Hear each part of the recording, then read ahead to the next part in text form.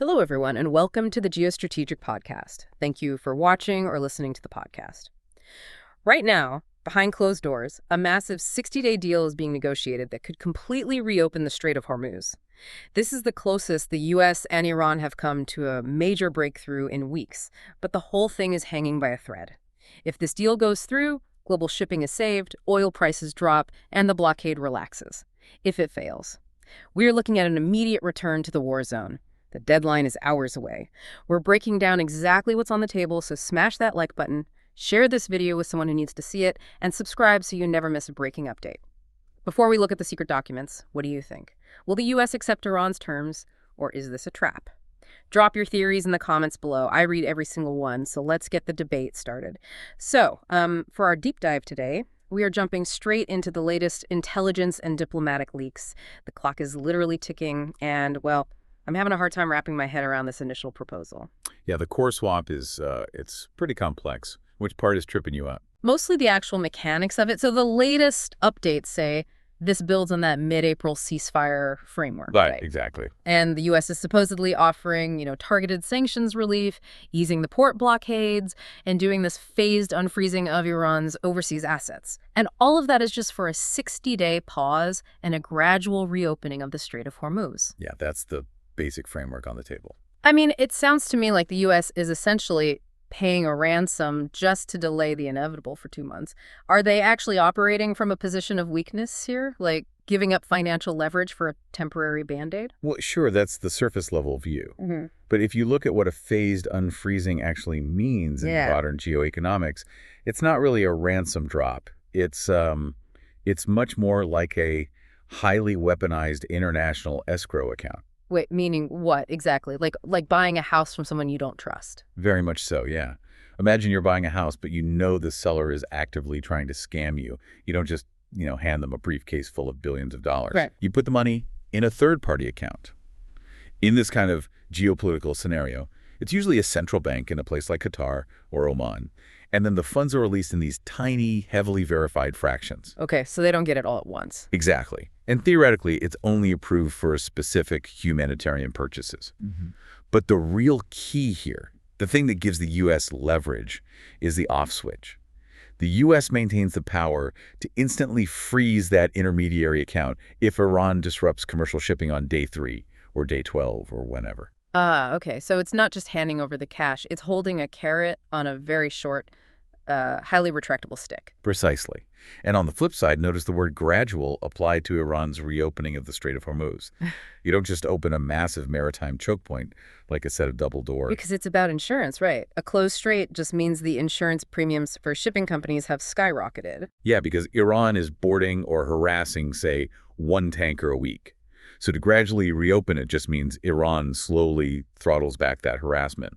If they feel the U.S. is stalling the asset transfer in that Qatari bank, an Iranian fast attack craft suddenly shows up next to a Greek oil tanker. And insurance rates spike again. Exactly. And global shipping grinds to a halt. Yeah. So the entire 60-day framework isn't really built on trust.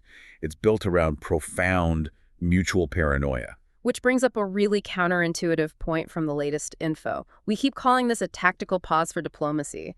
But 60 days isn't just an arbitrary number some diplomat pulled out of a hat, is it? No, it is a very specific, highly calculated window. Right, because if you're looking at military logistics, 60 days is roughly the exact amount of time it takes to fully rotate and reposition a carrier strike group. It takes weeks to move these massive armadas from the Pacific or the Mediterranean into the Persian Gulf, get them fueled, handle the maintenance, and make them combat ready.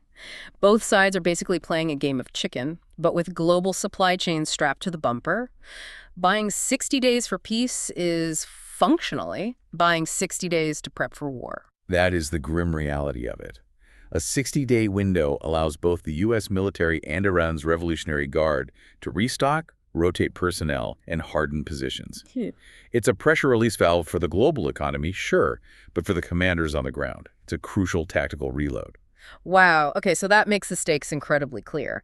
But if both sides are just using this to reload and they both hold these easily retractable levers, why is the latest news saying this deal is hanging by a thread? Why not just take the mutual breather? Because taking the breather requires actually agreeing on what the breather is for. And the ideological gaps between what the U.S. wants to discuss in those 60 days and what Iran wants are in direct conflict. Let's pull that apart then. Starting with Iran's demands, because they seem honestly pretty maximalist. The latest updates are reporting that Iran isn't just asking for the asset unfreeze. They are demanding a complete U.S. military withdrawal from the region, what they explicitly term the war zone. Which completely alters the scope. They are trying to decouple the immediate maritime crisis from the broader security architecture of the whole Middle East. Wait, but it gets more contradictory. They want the U.S. military out, but they also want to defer any discussions about their nuclear program to a completely separate 30-day period later on. Yeah, that's the real sticking point. And their foreign ministry is publicly stating the Strait of Hormuz is none of America's business, accusing the U.S. of excessive demands. How on earth does Iran expect the U.S. to agree to a military withdrawal while flat out refusing to talk about the nuclear issue? You have to consider who the Iranian leadership is actually speaking to there. They have a domestic, hardliner audience that simply cannot see them capitulating to Washington. Strategically, though, Iran is trying to get paid today. Unthawed assets, open ports, without sacrificing their ultimate leverage, which is their highly enriched uranium stockpile. So they want the economic relief now, and maybe they'll discuss the nuclear file next month. Exactly. But the U.S. stance is the polar opposite. The latest reports show the U.S. is flatly rejecting any Iranian demands to impose tolls on the Strait of Hormuz, and they are keeping military options firmly on the table. And addressing the nuclear file isn't something the U.S. is going to schedule for next month, right? Not at all. For the U.S., dealing with the nuclear issue is the fundamental purpose of agreeing to this 60-day extension in the first place. The U.S. views this window as the mandatory space needed to negotiate the dilution or transfer of Iran's highly enriched uranium. Let's pause on that technical term for everyone listening. When we say dilution, we aren't just talking about moving barrels of material around. The U.S. wants Iran to take uranium that is enriched to near weapons grade, around 60% purity, and chemically blend it down with natural uranium. Right, dropping it back down to 20% or even 5%. It's a physical rollback of their nuclear timeline. Which is a very complex technical process. It requires weeks of inspections and verification, which is exactly why the U.S. wants the 60-day clock dedicated to it immediately. Now, we did see U.S. Secretary of State Marco Rubio mention there has been some progress, but he cautioned heavily that much more work is needed. But, I have to push back on this entire framework. Go ahead. If the U.S. views the nuclear issue as the entire point, and Iran flatly refuses to even discuss it for the first 30 days, how are they not completely deadlocked? Why hasn't the U.S. just walked away from the table? The only way a negotiation survives a contradiction of that magnitude is through something diplomats call constructive ambiguity. Constructive ambiguity, so lying to each other politely. More like drafting language that is intentionally vague enough that both sides can take the exact same piece of paper home and claim total victory. Okay, give me an example. So the text might say something like, the parties agreed to comprehensively address regional security and strategic assets in due course. Oh, I see. Right, so the U.S. goes to the press and says, strategic assets means we are dismantling their nuclear program. Iran goes to their press and says, regional security means the U.S. military is leaving the Gulf. It lets them quietly kick the hardest compromises down the road while cooling the temperature on the global markets right now. Which brings us to the actual mechanics of how you draft a document of constructive ambiguity when the two countries involved refuse to even look at each other. The latest news is very clear. The U.S. and Iran are not sitting across a mahogany table hashing this out. No, absolutely not. These talks are entirely indirect, they're incredibly fragile, and they rely completely on proximity talks. Walk us through what that actually looks like on the ground. How do you negotiate a nuclear and maritime treaty without actually speaking? It usually involves two separate delegations sitting in two different suites in a luxury hotel, maybe in Doha, Qatar, or Muscat, Oman.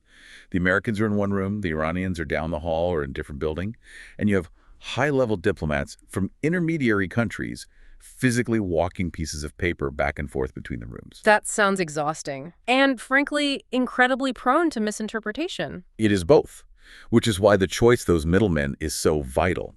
The intermediary isn't just a courier, they are a cultural translator. If the U.S. writes a hardline demand, the intermediary might say to the Americans, look, if I hand them this specific phrasing in Farsi, they will walk out of the hotel and the war starts.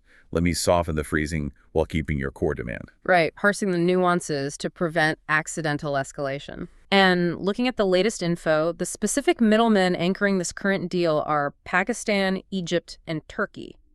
So if you're wondering why gas prices haven't spiked astronomically yet this week, it's largely because of what these three nations are doing. But why these three? They aren't exactly neutral observers like Switzerland. Far from it. They have massive existential skin in the game. Look at Egypt. A huge chunk of their foreign currency revenue comes from transit tolls through the Suez Canal. When the Strait of Hormuz or the Red Sea is contested, commercial shipping companies reroute their cargo ships all the way around the Horn of Africa. Bypassing Egypt entirely. Right. And Egypt's economy takes a devastating hit. They lose hundreds of millions of dollars very quickly. So Egypt is desperate to keep maritime choke points open. Turkey, similarly, controls critical maritime transit routes bridging Europe and the Middle East.